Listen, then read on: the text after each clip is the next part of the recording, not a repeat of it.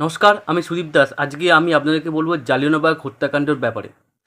আপনারা সবাই জানেন যে 1919 সালে 13 এপ্রিল একটি ঘটনা ঘটেছিল, যেটা প্রচণ্ড ন্যক্কারজনক এবং নিন্দনীয়। এখন এই যে ইংরেজ সরকার অমৃতসরে নিরীহ মানুষদের ওপর কেন গুলি চালিয়েছিল, বা আপনি বলতে পারেন যে কেন সাধারণ মানুষেরা ওখানে জমায়েত করেছিল, কিসের প্রতিবাদে? 1919 সালে একটা আইন পাস হয়েছিল, সেটা হচ্ছে রাওলাট আইন। এই আইন এতটাই ভয়াবহ ছিল যে আপনি চিন্তা করতে পারবেন না। এই আইনের বলে ব্রিটিশরা যে কোনো ভারতীয়কে গ্রেপ্তার করতে পারত শুধুমাত্র সন্দেহের বশে। কোনো প্রমাণ দরকার ছিল না, এবং ওই গ্রেপ্তার করা বন্দীদের অকথ্য নির্যাতন, অত্যাচার ইত্যাদি করা হতো। তো এই আইনের প্রতিবাদে গোটা ভারত জুড়ে আন্দোলন শুরু হয়ে যায়, এবং পাঞ্জাবেও আন্দোলন হয়। অমৃতসরে বিশেষ করে এই আন্দোলনের প্রভাব বেশি ছিল। তো এই আন্দোলন অমৃতসরে হচ্ছিল।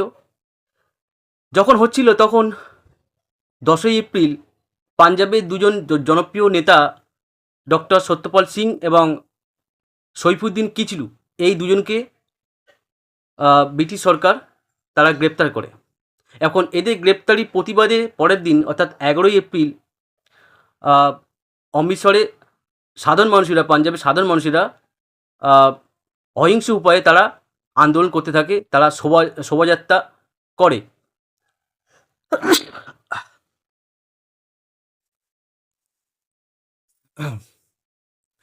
এবং ঠিক তার পরের দিন কি 12ই এপ্রিল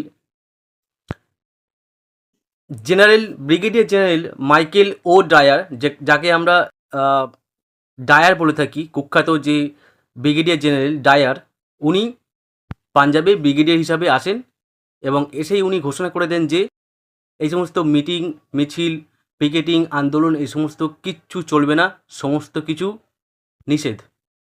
এবং এই যে নিষেধাজ্ঞা জারি করা হয়েছিল, সেই নিষেধাজ্ঞার প্রতিবাদে তারপর দিন অর্থাৎ 13ই এপ্রিল পাঞ্জাবের অমৃতসরে জালিয়ানওয়ালাবাগ নামক একটি স্থানেতে কয়েক হাজার মানুষ সমবেত হয়েছিল, এবং সেখানে জেনারেল ডায়ারের নির্দেশে ওই সমস্ত নিরস্ত মানুষদেরকে গুলি চালিয়ে হত্যা করা হয়েছিল। এবং এই হত্যাকাণ্ড ছিল খুবই নির্মম।